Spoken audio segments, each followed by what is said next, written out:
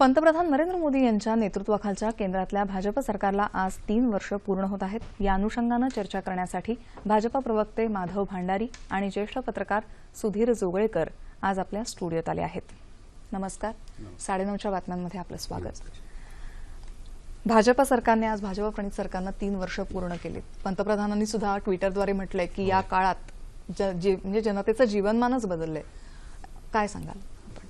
या 3 वर्षाच्या काळामध्ये या सरकारने मोदी साहेबांच्या नेतृत्वाखाली ज्या वेगवेगळ्या योजना हातामध्ये घेतल्या, वेगवेगळे पुढाकार हातामध्ये घेतले, त्याचा निश्चितपणे परिणाम हा राज्यातल्या सर्व थरातल्या जनतेचं जीवनमान बदलण्यामध्ये, उंचावण्यामध्ये झाला। म्हणजे दोनच मी साधी उदाहरणं दिली। एक निर्णय या सरकारने घेतला की क्लास 3 क्लास 4च्या नोकऱ्यांसाठी जे पूर्वी मुलाखती घेतल्या जाणं, परीक्षा घेणं, हा सगळा प्रकार जो होता तो काढून टाकला आणि थेट इंटरव्ह्यू, वॉक इन इंटरव्ह्यू आणि त्याच्यातून सिलेक्शन या पद्धतीने त्याच्यामध्ये सुरुवात केल्यामुळे या सगळ्या प्रक्रियेमध्ये सर्वसामान्य माणसाला किंवा सर्वसामान्य म्हणण्यापेक्षा सुद्धा गरीब माणसाला, कारण क्लास 3 क्लास 4 मध्ये जाणारा जो कर्मचारी, त्या क्षेत्रात जाणारा जो माणूस आहे तो साधारणतः निम्न मध्यमवर्गीय, त्याच्या खालच्या क्षेत्रातला वर्गातला असतो। त्याला ज्या पद्धतीच्या भ्रष्टाचाराला तोंड द्यावं लागायचं, भ्रष्टाचाराला सामोरं जावं लागायचं, त्या सगळ्यातून त्याची सुटका झाली आणि लाखो तरुणांना त्याचा सहजासहजी फायदा मिळाला। आणि दुसरं उदाहरण मी देईन त्यातलं की उज्ज्वला योजना जी या सरकारने राबवली आणि त्याच्यामध्ये 2 कोटींपेक्षा जास्त कुटुंबांना गेल्या 2.5 वर्षांमध्ये गॅसचे सिलेंडर्स दिले। आपल्याला शहरामध्ये वावरताना, उच्च वर्गामध्ये वावरणाऱ्या लोकांना गॅसच्या सिलेंडरचं महत्त्व लक्षात येत नाही, पण ज्या कुटुंबाने वर्षानुवर्ष, पिढ्यानपिढ्या लाकडाच्या धुरामध्ये किंवा घासलेटच्या धुरामध्ये स्वयंपाक करून घर चालवण्याचा प्रयत्न केला, त्या घरातल्या महिलेला, त्या घरातल्या लोकांना या गॅसच्या सिलेंडरचं महत्त्व हे जास्त आहे आणि केवळ एका सिलेंडरमुळे त्या कुटुंबाच्या राहणीमानामध्ये प्रचंड फरक पडला। त्यांच्या विचार करण्यात फरक पडला, त्यांच्या कार्यक्षमतेत फरक पडला, त्या घरातल्या महिलेला एक प्रकारची सुरक्षा मिळाली, त्या महिलेला तिच्या कामासाठी, अधिक वेगळ्या कामांसाठी ती वेळ देऊ शकेल ही परिस्थिती निर्माण झाली। अशा ह्या 2 साध्या उपाययोजनांमुळे सुद्धा किती बदल घडवता येतो हे या सरकारने दाखवून दिलं। आणि अशा अनेक उपक्रम, अशा अनेक योजना ज्या दिसायला साध्या दिसतात, पण त्याचा तिसरा समजा उल्लेख करायचा झाला तर जनधन योजनेचा आहे की 0 बॅलन्स अकाउंट, तुमच्याकडे 1 रुपया सुद्धा नसला तरी तुम्ही अकाउंट उघडा। आणि असे जे अकाउंट्स उघडले गेले त्याच्यामध्ये गेल्या 3 वर्षांमध्ये, 2 वर्षांमध्ये, हा अजून 2017चा आकडा आपल्याकडे यायचा आहे, पण पहिल्या 2 वर्षातच त्याच्यामध्ये 61,000 कोटी रुपये जमा झाले आणि हा आकडा 8 नोव्हेंबर 2016च्या आधीच आहे, म्हणजे विमुद्रीकरणाच्या आधीच आहे, नोटाबंदीच्या आधीच आहे। आणि हा पैसा कुठून आला या खात्यांमध्ये? तर सरकारने यांना वेगवेगळी जी अनुदानं दिली, वेगवेगळी मदत दिली, तो सगळा पैसा थेट खात्यामध्ये जमा झाला, बँकेच्या खात्यात गेला आणि तो पैसा, नाहीतर दिवंगत पंतप्रधान राजीव गांधींचं एक सुप्रसिद्ध विधान आहे, आपल्याला सगळ्यांनाच ते माहिती आहे की दिल्लीहून आम्ही जेव्हा 1 रुपया पाठवतो तेव्हा खाली 15 पैसे पोचतात। तर हे राजीव गांधींना समजलं होतं, पण त्यांना ते थांबवता आलं नाही आणि नंतरच्याही कोणाला थांबवता आलं नाही। पण मोदी साहेबांच्या इनिशिएटिव्हमुळे, जनधन योजनेमुळे दिल्लीहून पाठवलेला रुपया तसाच्या तसा त्या लाभार्थीच्या खात्यामध्ये जायला लागला आणि हजारो रुपये त्या लाभार्थीच्या खात्यात जमा झाले। स्वाभाविकपणे त्याला त्याच्या जीवनमानासाठी त्याचा उपयोग होतो, फायदा होतो। अशा अनेक योजनांचे परिणाम एकत्रितपणे जर आपण बघितले तर निश्चितपणे या देशामधला जो शेवटचा घटक आहे, शोषित वंचित घटक आहे, ज्याला रोजच्या जीवनासाठी करारी संघर्ष करावा लागतो, टोकाचा संघर्ष करावा लागतो, त्याला निश्चितपणे ह्या योजनांचा फायदा मिळाला आणि त्याचं जीवनमान उंचवायला सुरुवात झाली। नक्कीच सर, एक पत्रकार म्हणून या सरकारची कामगिरीची काही ठळक वैशिष्ट्ये तुम्ही सांगाल? तपशिलामध्ये बोलायचं झालं तर खूप गोष्टी सांगता येतील, परंतु संक्षेपामध्येच मी फक्त एवढं सांगतो की या सरकारची 3 वैशिष्ट्ये मला प्रामुख्याने दिसतात। एक म्हणजे सुशासन देणारं सरकार म्हणून मोदी सरकारकडे पाहिलं जातं, दुसरं संवेदनशील सरकार म्हणून मोदी सरकारकडे पाहिलं जातं आणि तिसरं वंचितांचं सक्षमीकरण करणारं सरकार म्हणून मोदी सरकारकडे पाहिलं जातं। ही 3 ठळक वैशिष्ट्ये मला मोदी सरकारविषयीची दिसतात।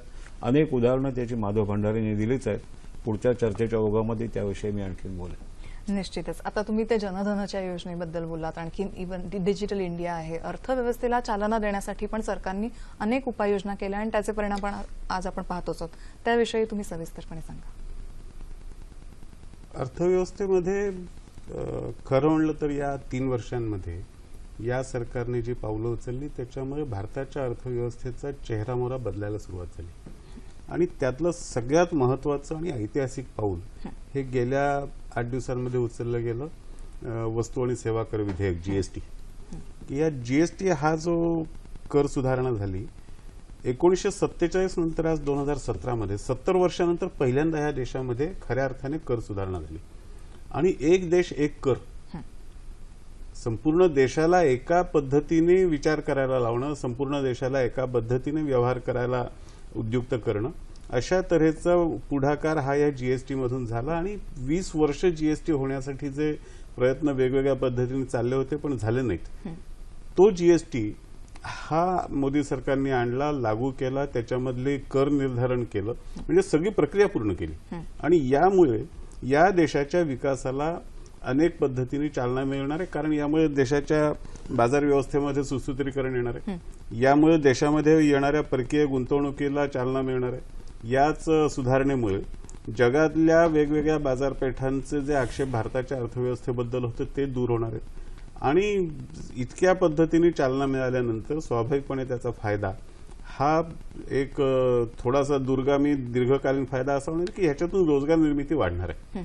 त्यामुळे एक इतक्या प्रकारचे विविध परिणाम करणारे आणि चांगले दूरगामी परिणाम करणारं विधेयक, कायदा, कर सुधारणा ही या सरकारने केली. इथपासून डिजिटल बँकिंग पर्यंत आलं. जनधन योजनेचा मी उल्लेख केलाच, त्याच्यानंतर पंतप्रधान विमा योजनेचा संबंध आहे. अशा वेगवेगळ्या योजना ज्या या सरकारने आणल्या त्याच्यामधून निश्चितपणे देशाच्या अर्थव्यवस्थेला एक बळकटी आणणं, देशाच्या अर्थव्यवस्थेमधला जो अनौपचारिकता होती ती अनौपचारिकता दूर करून ती औपचारिक करणं, देशाच्या अर्थव्यवस्थेमध्ये जो बेहिशेबी पैसा होता, सगळाच काळा पैसा होता असं सरसकट शब्दप्रयोग मी करणार नाही, पण काही पैसा हा असा होता की तो जरी चांगला पैसा होता, सफेद पैसा होता, तरी सुद्धा तो देशाच्या व्यवस्थेत हिशेबात नव्हता. म्हणून हा सगळा पैसा आणि काळा पैसा सुद्धा अर्थातच हा सर्व पैसा देशाच्या हिशोबामध्ये येईल, चलन यंत्रणेमध्ये येईल, चलनवलनात येईल. या पद्धतीने जे पाऊल उचललं ते मुख्यतः नोटा बदली करण्याच्या निर्णयातून जे पाऊल उचललं त्याचा हा परिणाम दिसला. आणि आत्ता जी आकडेवारी समोर येते त्यानुसार जवळजवळ 5 लाख कोटी रुपये किमतीच्या नोटा देशामध्ये कमी चलनात असून सुद्धा देशाचा अर्थव्यवहार सुरळीत चाललाय, उलट गतिमान झालाय. म्हणजे देशाच्या अर्थव्यवस्थेवरच्या वेगवेगळ्या प्रकारचे बोजे, त्याच्यामधल्या वेगवेगळ्या प्रकारच्या अडचणी ह्या दूर करणं आणि अर्थव्यवस्थेला चालना देणं हे काम या सरकारने ज्या पद्धतीने केलंय त्याची नोंद ही आपल्याला फार दीर्घकाळ घेत राहावी लागणार आहे. बरं, नोटाबंदीचा निर्णय हा फार वादग्रस्त ठरला होता, तर त्याचा जो मुख्य उद्देश होता तो साध्य होताना दिसतो का तुम्हाला? नोटाबंदीच्या निर्णयाचा थेट उद्देश जो आहे हा थेट उद्देश प्रामुख्याने काळा पैसा हा बाहेर आणण्याचा होता. आणि काही प्रमाणामध्ये त्याला निश्चितपणाने यश आलंय असं म्हटलं तर ते चुकीचं ठरणार नाही. परंतु माधव भंडारींनी सांगितलेल्या गोष्टीमध्ये मला आणखीन एकाची भर घालावीशी वाटते. मेक इन इंडिया हा जो प्रकल्प आला त्या प्रकल्पाने रोजगार निर्मितीला खूप मोठ्या प्रमाणावरती चालना मिळाली. हे एक आणखीन एक पॉझिटिव्ह जे बाजू म्हटली पाहिजे सरकारची त्याचा उल्लेख याच्यामध्ये केला पाहिजे. कारण खूप मोठ्या प्रमाणावरती तरुणांना या मेक इन इंडियामुळे त्यांचे स्वयंरोजगार निर्माण करण्यासाठी, सुरू करण्यासाठी खूप चालना मिळाली. गुंतवणूक झाली. तरुणांची जी उद्योगिक क्षमता आहे, त्यांची जी टॅलेंट्स आहे, ती टॅलेंट त्याच्यामधनं बाहेर आहे, त्याला स्किल डेव्हलपमेंटचा जो जोड दिली. तर त्यामुळे त्याचा उल्लेख हा याच्यामध्ये निश्चितपणे केला पाहिजे असं मला वाटतं. आता हे झालं एक आर्थिक स्तरावर आपण बोललो. एक सामाजिक परिवर्तन या 3 वर्षात तुमच्या सरकारच्या काळात कशा प्रकारे घडलंय सांगाल? सामाजिक परिवर्तनाचा एक मुद्दा मी सुरुवातीला सांगितला की जो या देशातला तळागाळातला घटक होता, शोषित वंचित घटक होता, त्याचं जीवनमान उंचावण्याच्या प्रक्रियेला आपण चालना दिली.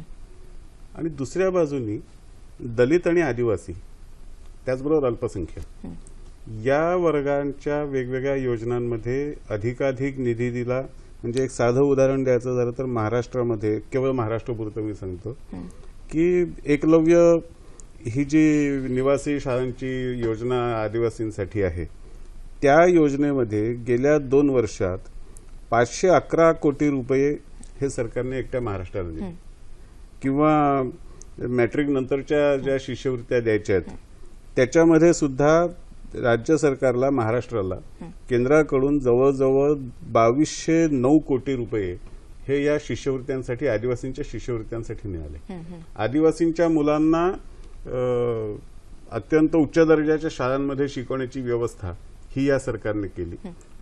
त्याचबरोबर दलित क्षेत्रामधल्या युवकांसाठी, त्यांच्यासाठी वेगवेगळ्या प्रकारच्या आरक्षणांची तरतूद तर आहेच, त्याशिवाय आणखीन काही सवलती देणं, त्याशिवाय त्यांना मदती देणं, परराष्ट्रामध्ये शिकायला जाणाऱ्या विद्यार्थ्यांना वेगळ्या शिष्यवृत्त्या देणं, हे सगळे पावलं या सरकारने उचलली. आणि दुसऱ्या बाजूनी या काही संवेदनाक्षम अशा विषयांमध्ये, म्हणजे डॉक्टर आंबेडकरांच्या स्मारकाचा मुद्दा जो महाराष्ट्रातला होता, की संपूर्ण देशाचं लक्ष त्याच्यावर होतं, वर्षानुवर्षे त्याची नुसती चर्चा होत होती पण ते स्मारक होत नव्हतं, त्याला चालना दिली. डॉक्टर आंबेडकरांचं जे जन्मगाव आहे त्या तिथल्या स्मारकाला चालना दिली. आणि डॉक्टर आंबेडकरांशी संबंधित असलेल्या 5 स्थानांना जोडण्याचं एक पंचतीर्थ नावाची पर्यटनाची यंत्रणा सुद्धा, पर्यटनाची योजना सुद्धा आणली, की ज्याच्यातून एका बाजूला डॉक्टर आंबेडकरांच्या जीवनाचा परिचय देशभरातल्या जनतेला होईल आणि दुसऱ्या बाजूला पर्यटनाला सुद्धा चालना मिळेल, एक वेगळं पर्यटन त्याच्यामध्ये विकसित होईल. हाही पाऊल उचललं. अशी अनेक पावलं आहेत की ज्याच्यामधून हा दलित, आदिवासी, आता ज्याचा उल्लेख मगाच्या पत्रकार परिषदेत आला की अल्पसंख्याक आयोगाला घटनात्मक दर्जा ह्या सरकारने दिला. बरोबर. आजपर्यंत अल्पसंख्याक समाजाबद्दल नुसतंच बोललं जात होतं, अल्पसंख्याक आयोगाचा डांगोरा खूप पिटला जायचा, पण त्याला संविधानात्मक दर्जा कोणी दिला नव्हता, बरोबर. तो आम्ही दिला. सर, थोडं तुम्हाला थांबवते.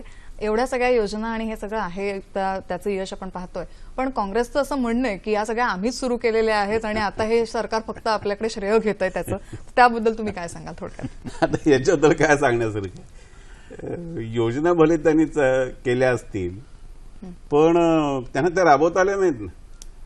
आणि समजा त्यांनी चांगल्या राबवल्या नाहीत, योजना कागदावर कधीच वाईट नसते.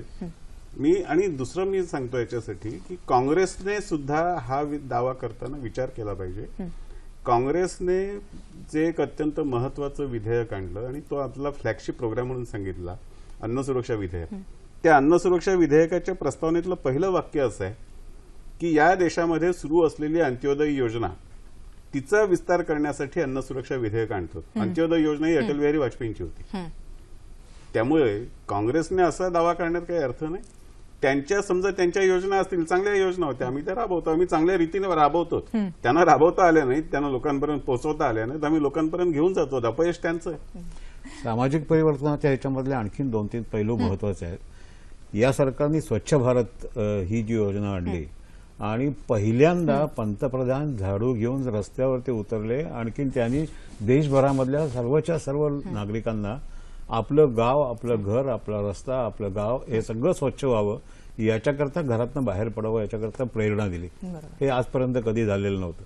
लोक स्वतःचं घर स्वच्छ ठेवत होते पण घरातला कचरा उतरून रस्त्यावरती टाकत होते. ते आता रस्ता साफ करायला लागले. हे जसं पहिलं दुसरं होतं तसं DICCI Dalit Indian chamber of commerce जे आहे, ज्याच्यातनं दलित उद्योजकांना खूप मोठ्या प्रमाणावरती त्यांच्या व्यवसायांना चालना मिळाली, त्याला बळकटी देण्याचं काम डिकीचं हेही या सरकारने खूप मोठ्या प्रमाणावरती केलं. तेही मला असं वाटतं की लक्षात घेतलं पाहिजे. तिसरं, दिव्यांगांसाठी या सरकारने उचललेली पावलं जी आहेत ती अतिशय महत्वाची आहेत. सामाजिक परिवर्तनाच्या विषयी बोलत असताना या 3 गोष्टींचा उल्लेख करायला याच्यात आणखीन एका गोष्टीचा समावेश केला पाहिजे की स्वच्छ भारत मिशनच्या बरोबरच आपण स्वच्छतागृह बांधणं आणि महिलांसाठी शाळांमधल्या विद्यार्थिनींसाठी स्वच्छतागृहांच्या तरतुदी करणं, ह्याला जे प्राधान्य दिलं आणि त्याला जो भर दिला त्याचा सुद्धा परिणाम हा शेवटी शोषित वंचितांच्या जीवनमान उंचावण्यावरच झाला. बरोबर. खरं तर या विषयाचा आवाका एवढा मोठा आहे की इतक्या वेळेत आपण सगळं बोलणं खरं तर अशक्य आहे.